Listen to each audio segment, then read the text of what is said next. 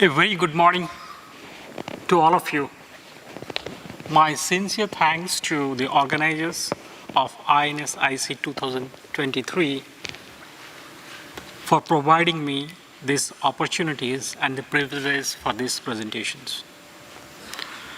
Respected Dr. Bharadwaj, sir, and the respected distinguished audience, my industry friends, and other colleagues from the industry. Before getting into the topic, we have deliberated yesterday, and thanks to all our friends who advocated for nuclear power. Currently, about 412 operating plants are producing roughly about 368 gigawatt of electricity. There are 60 under construction, which will be contributing to roughly about 67 gigawatts. And there is 110 planned, which is probably produce about 107 gigawatts of electricity. And there are about 321 proposed. Probably the scenarios currently are changing in favor of nuclear power. And we should recognize the efforts of NPCIL. I used to work for NPCIL and moved to Westinghouse and mostly worked in the PWR domain. And when I looked at the IAAPRS database, I see some of the capacity factors of worldwide nuclear power plants. I was just trying to look at a glance yesterday, and I found Tarapur 4, which is 540 megawatt PSWR. In 2019, the capacity factor was 104%. You know, people talk about uninterrupted operations, but what the world looks at mostly the capacity factor utilization of these plants. Tarapur 4 probably last year has done about 96.3% capacity factors. And Tarapur 3 in 2021, 95.4%, RAPS 5 in 2022, 92.1%. And we need to remember Tarapur 3 and 4 were first of a kind plants at that point of time. We might have some teething problems initially the way we had for the 700s, but right now it is doing records. I believe the similar things will happen for the 700, and things will be on a faster track to implement more of 700 by nuclear power corporations.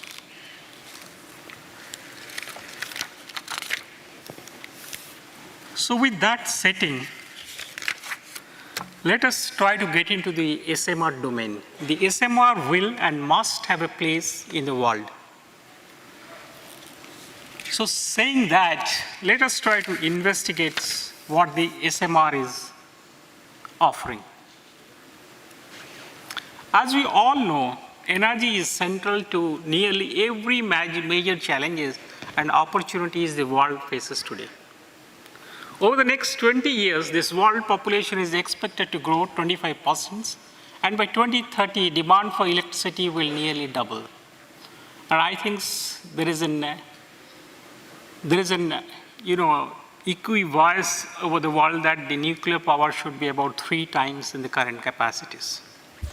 Finding solution to our increased energy needs while confronting the realities of a challenging climate might be probably the most pressing issues of our time, for which we are responsible to answer to our future generations.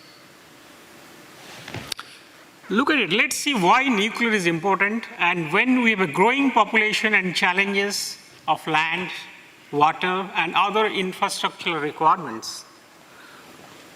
When we investigate the available alternate options of the fuels, we find that, for 2 power for 75 days in US home, we need about 3 barrels of oil equivalents, 1780 pounds of coal equivalents, 5,000 pounds of wood equivalents, 17,000 cubic feet of natural gas equivalents.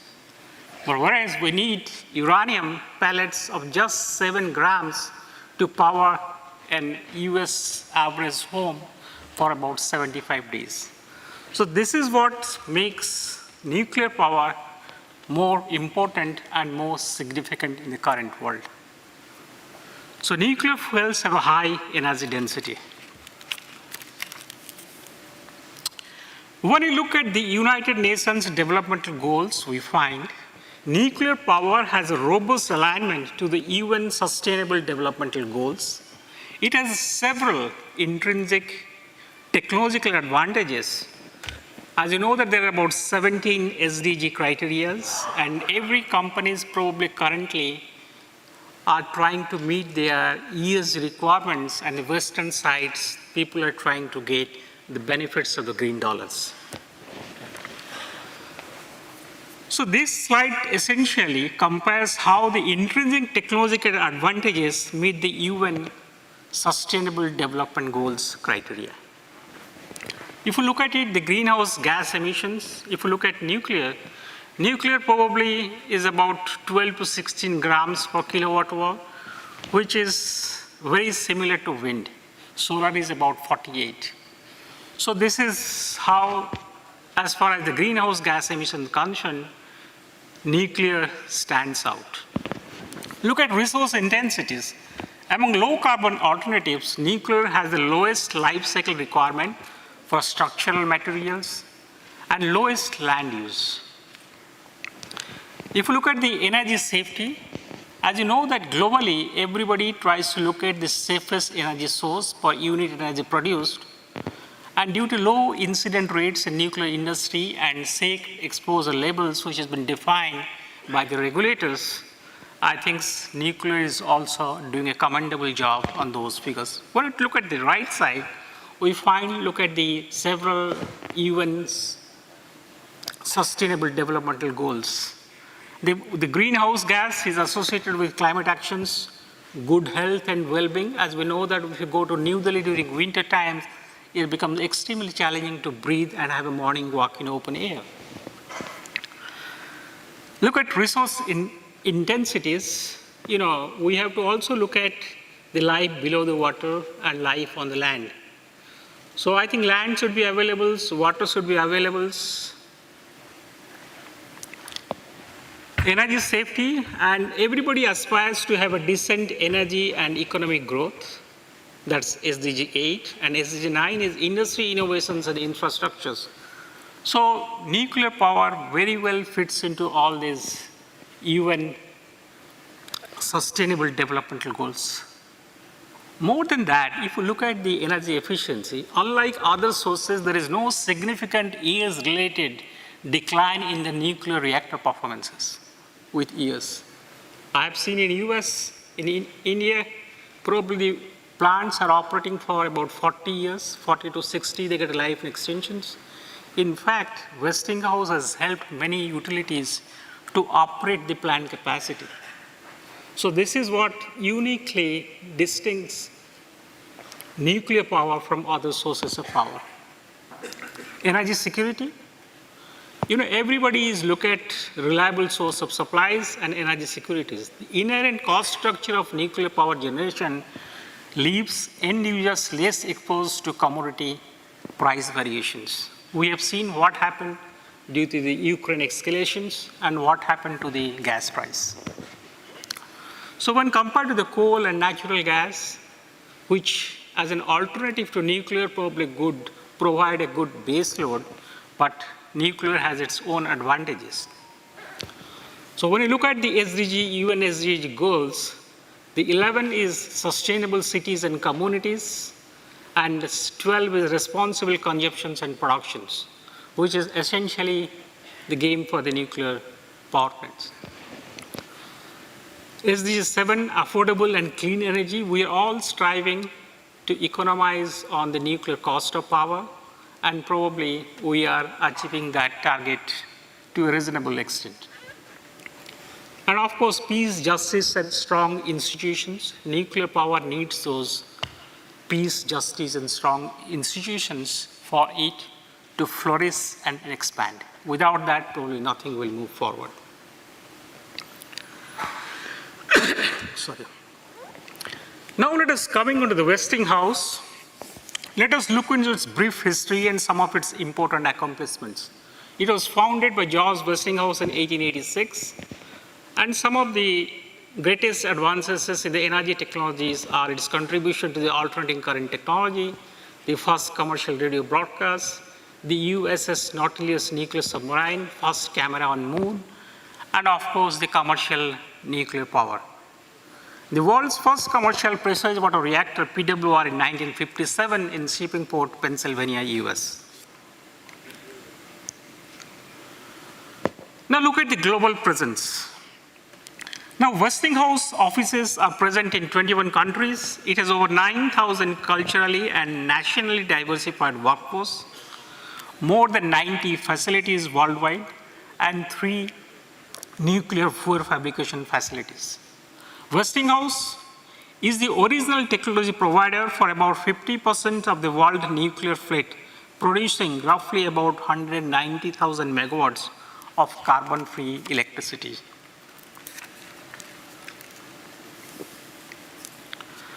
Westinghouse just doesn't build new plants.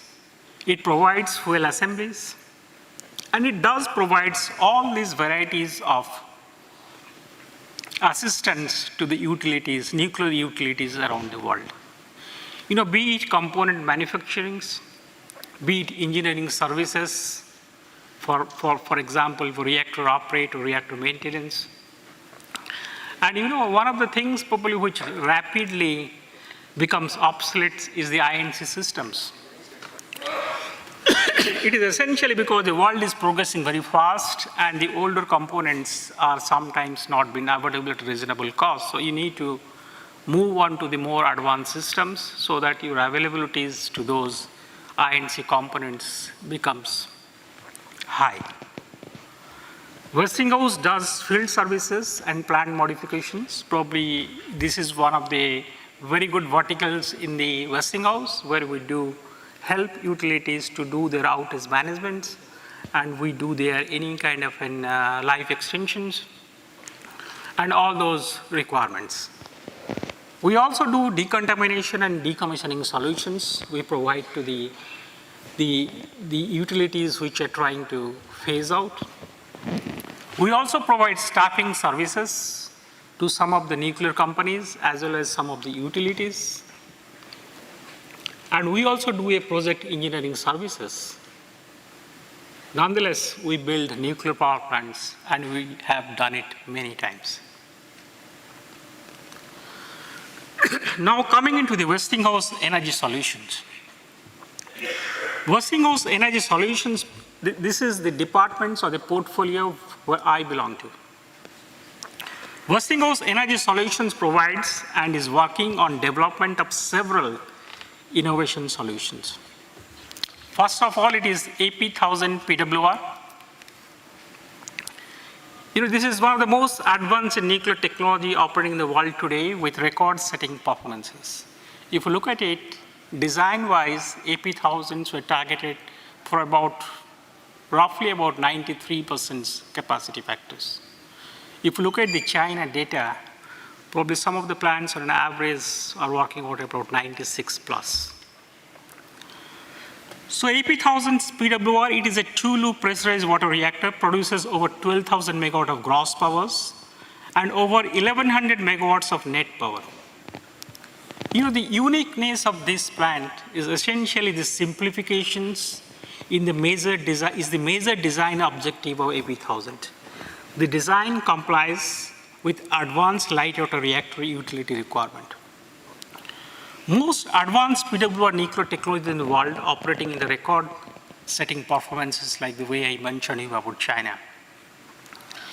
And Westinghouse AP1000s actually take advantages of some of the natural phenomena like gravity, conduction, convection, vaporization, condensation, and gravity. So the whole passive safety system, the AP stands for advanced passive, and it doesn't need any external water source or external electricities or any power source to mitigate any kind of an accidental situations. Had an AP1000 could have been there in Fukushima, Fukushima could not have been in news. So that is essentially the strength of AP1000s. Now let us look at the AP300 SMR. This will probably be the only SMR based on deployed operating in advanced reactor technology. And of course, I will go back to Mr. Bharadwaj, because sometime during 2012, I had gone with a proposition for an integral PWR SMR, and I had gone to Mr. Bharadwaj for his advice. It is about 10 years now. And Mr. Bharadwaj has mentioned that we have a 220 megawatt PSWR, is a small reactor, Alok. It's not a modular one. So if we agree, and probably we could work together kind of a thing to modularize a PSWR 220 megawatts and probably look at the market potential domestically and market potentials outside the country. So anyway, fortunately today, Dr. Bharadwaj is the chairman over here. We will get into AP300 a little later and look at the eWinC reactors. eWinC reactors is essentially a micro-reactors. There is no reactor coolant pump, it's a factory built. It is fully contained, generates electricity and heat. It targets reducing the EPZ and works on an open air Brayton cycle for power conversions. So it produces roughly about 5 megawatts of electricity and provides the process heat for the other industries, which could also be utilized for hydrogens if somebody wants. I will not get into the details of that. Maybe if somebody desires, we can have a discussions maybe later on. Apart from that, Westinghouse has also working on a liquid lead-cooled fast reactors. So we do not do lead bismuth because of other complexities and regulatory challenges. So the advantage of this particular plant is that it's operating at a very high temperatures. You might have seen generally the lead fast reactors in the world today has about an operating temperature about 500 degrees centigrade. Whereas Westinghouse LFR is supposed to have a temperature of 650 degrees centigrade. And the plant efficiency is expected to be about 50%. So it's a compact micro-channel type heat exchangers. It eliminates intermediate heat transport systems like other sodium-cooled reactors. That is how it is smaller in size and much more economical it might turn out to be. And it uses supercritical carbon dioxide for power conversion systems, which is very efficient. That's why we get about 50%. It also has the additional advantage that it could have a thermal energy storage capabilities so that it could support the renewables. It can go down and then come up when it is required.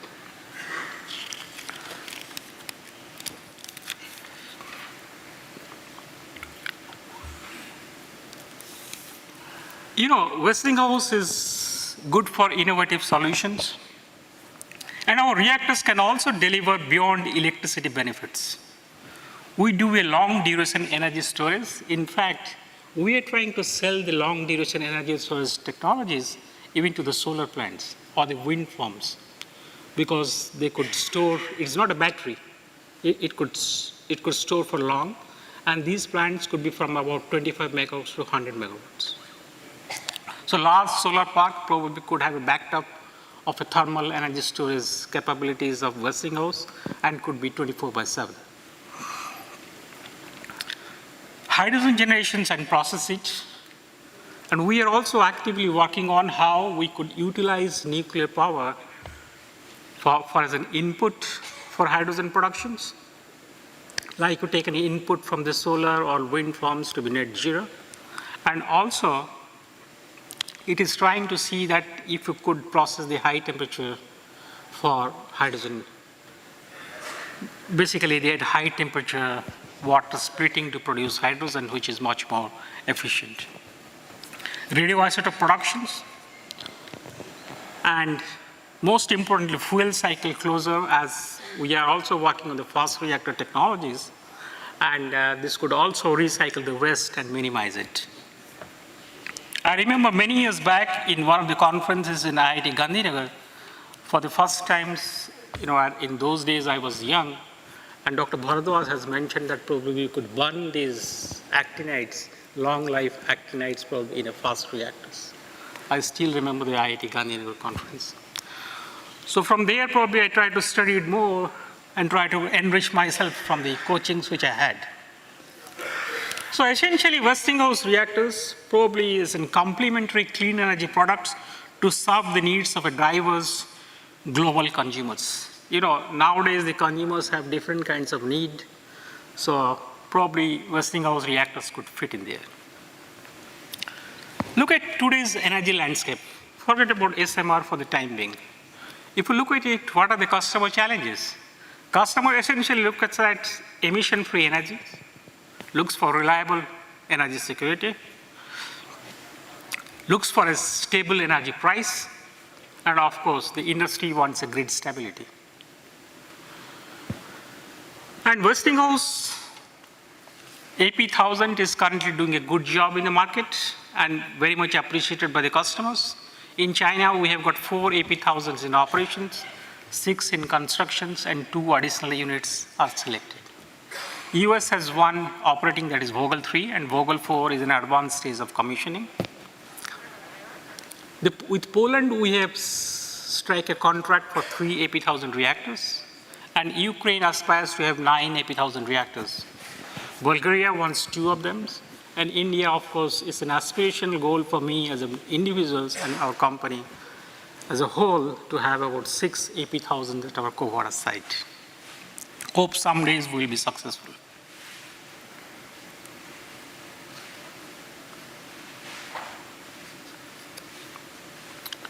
Look at the AP300 technology. It is simple, safe, and proven. It's a generation 3+ plant, most advanced in operations today.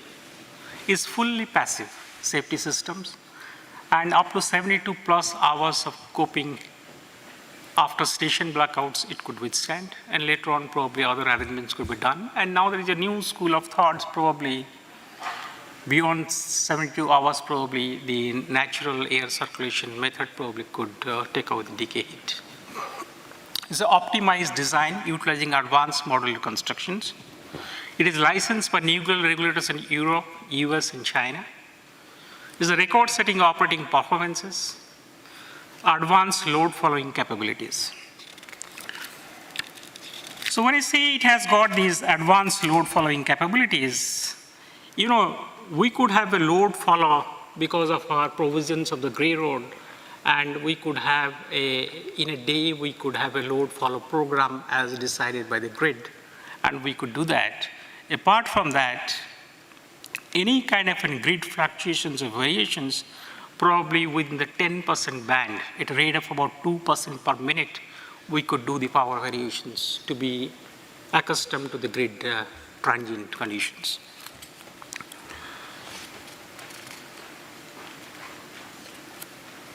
The other thing which is very important and very significant, which people often do not realize, try to look at the footprint of AP300 compared to all comparable nuclear power plants. If you look at it, AP300 for 1100 megawatts need just 3,015 square meters of area. If you look at it, the other ones, even the SMR and the modular ones, like where you can join several SMRs to produce high capacity of power, probably is much more. I will not get into the details of that. Probably you could see it on the screen.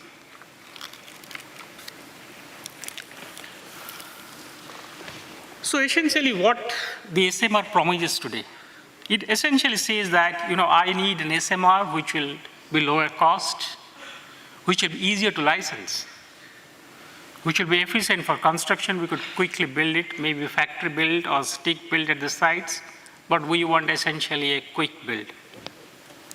It should have increased safety. We have talked to varieties of customers. When you have moved your plants by generations over generations to with more advanced safety features, more passive features, probably public industries and the utilities will not accept to go back in the time frame to accept something which is not all that safety ready. And you should have a quicker deployment.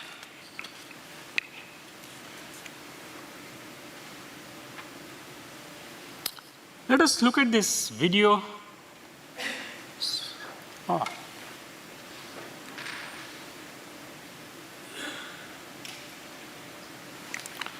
This is a small AP300 SMR video, and let us look at what it says. As the world addresses the dual challenges of climate change and energy security, the need for proven solutions that deliver reliable, cost-effective, clean, and safe energy has never been greater. Introducing the Westinghouse AP300 Small Modular Reactor, the only SMR based on a deployed, operating, and advanced nuclear reactor.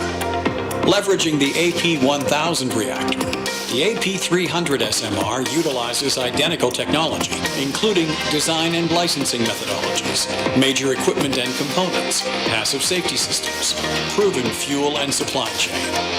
The AP300 SMR's simple modular design and compact safety footprint reduces construction, operating, and maintenance costs. The Westinghouse AP300 SMR, delivering on the promise of small modular reactors.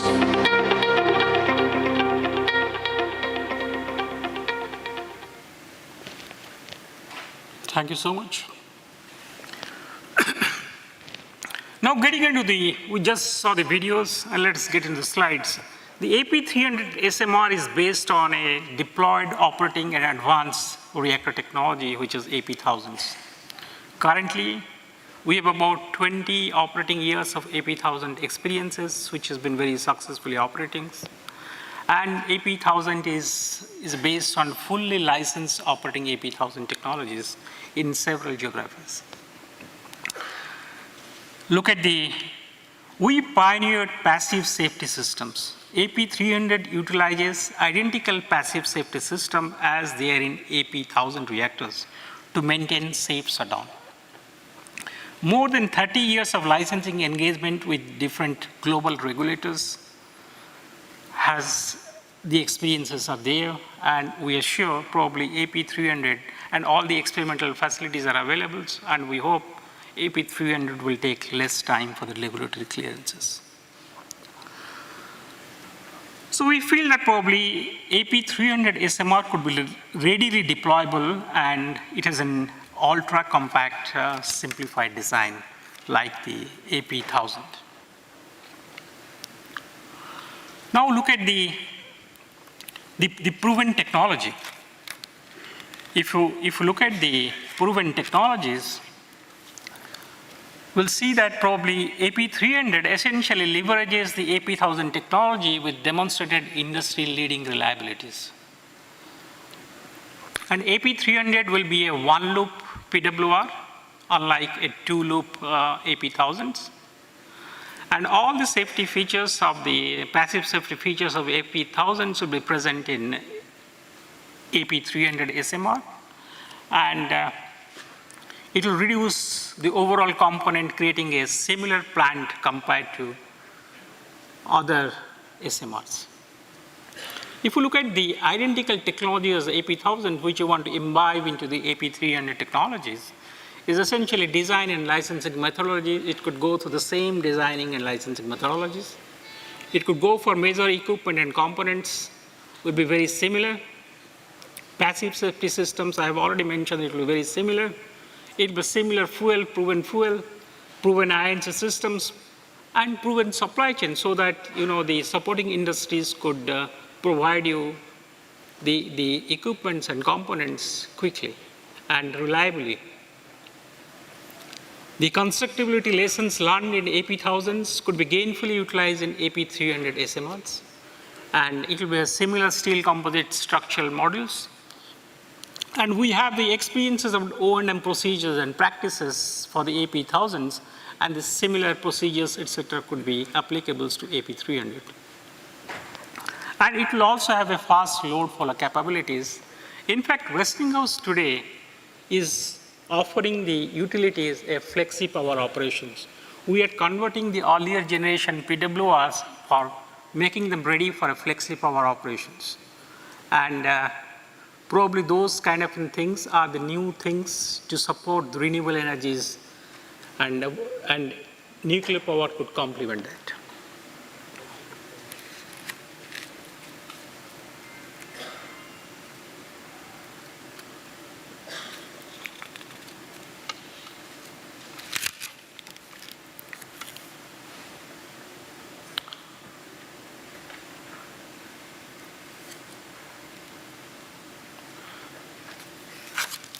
So essentially, when you see that AP300 SMR has a proven pedigree for deployabilities, it has got technological readiness because of the AP1000 experiences, and it could utilize the same methodology so that it will have licensing certainties with the NRCs, and it could have the same proven supply chains sources for building an AP300. It can have and made better learn from the earlier experiences and make a perfect modular constructions. And of course, it could have reliable O&M. In fact, if you look at it, the outage, the targeted outage for AP1000, which is designed, is 16 days. In China, we have succeeded in doing 17 days, 17 to 19 days. So we feel that at the most matured stage, the outage will be for just 16 days.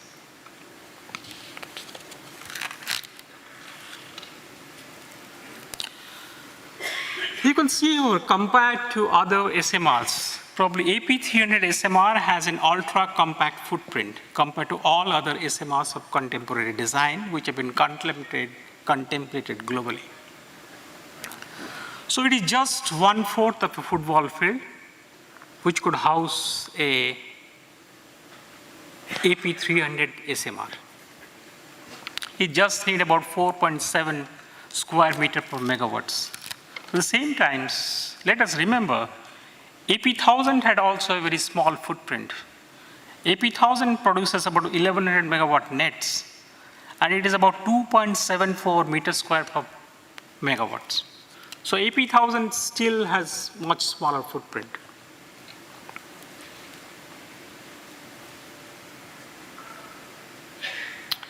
Now look at the AP300 SMR roadmap.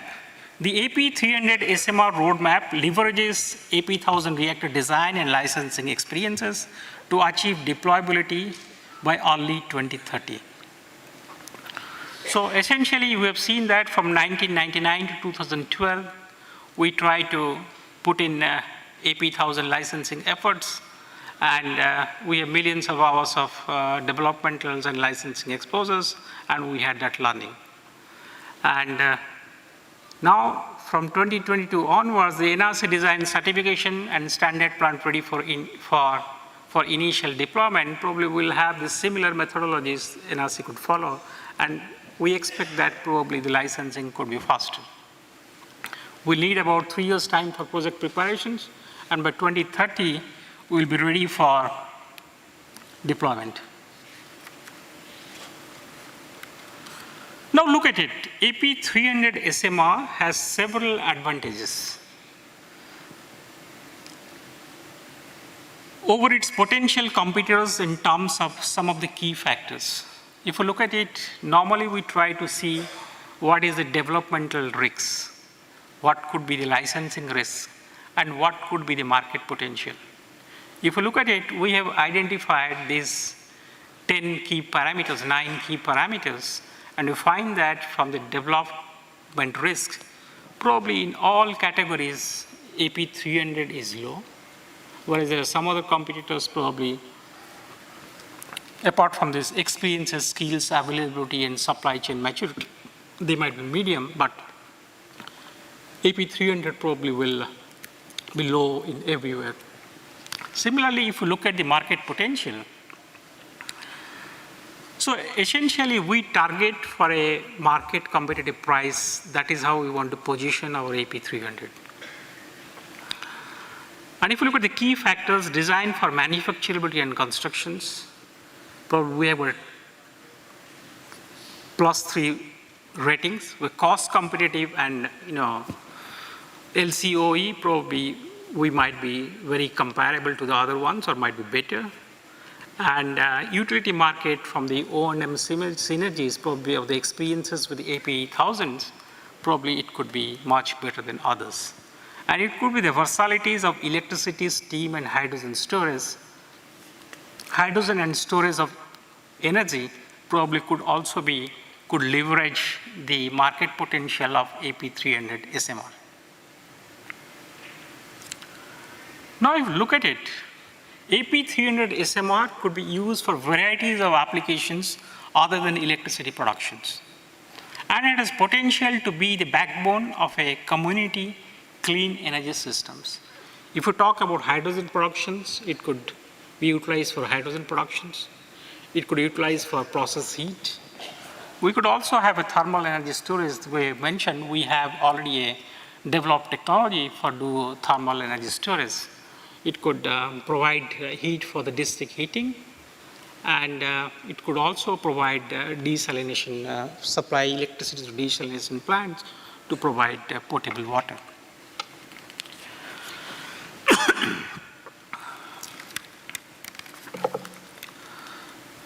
Now, the AP300 SMR could be used for varieties of purposes, and it is based on a proven technologies. It is based on all the advanced safety features of AP1000s, and we feel probably it has got all the potentials to be readily deployed. Nevertheless, if I want to do little bit of brainstorming kind of things, some of them might be my personal opinion, some of them might be what I read, the experiences across the industries. The SMR will and must have a place in the world, but the path to success is narrow. If you look at the current SMR landscape, it's too crowded. Eventually, when you see that, at the finish line, probably there will be few SMRs which will eventually emerge. Let us look at the inconvenient truths of an SMR. The economics of SMRs that have made them attractive is not guaranteed. Regulators will not take shortcuts in licensing SMRs. The amount of nuclear material contained in SMRs is substantial, so all SMRs need to undergo very similar reviews as large reactors. The nuclear island and the radiological footprint is a major driver of construction activities, and therefore is a major cost driver.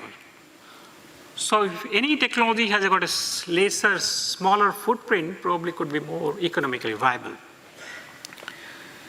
It will also utilizing a state-of-the-art advanced passive safety is a paramount for widespread SMR adoptions.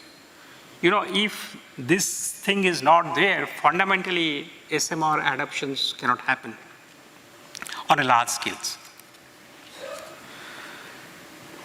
And the highest hurdles of entry into the marketplace must be addressed out: the licensing and constructability. These are the two key things. Essentially, you should see how it could be utilized or how it could be a success. So this will be essentially the two key drivers for deployment timeframes. Westinghouse has a clear understanding of the cost drivers for the SMR technology and is really mitigating them in our design. Our capability and experience provide a competitive advantage for SMR deployment. AP300 SMR avoids large plant footprint, but small megawatts of output.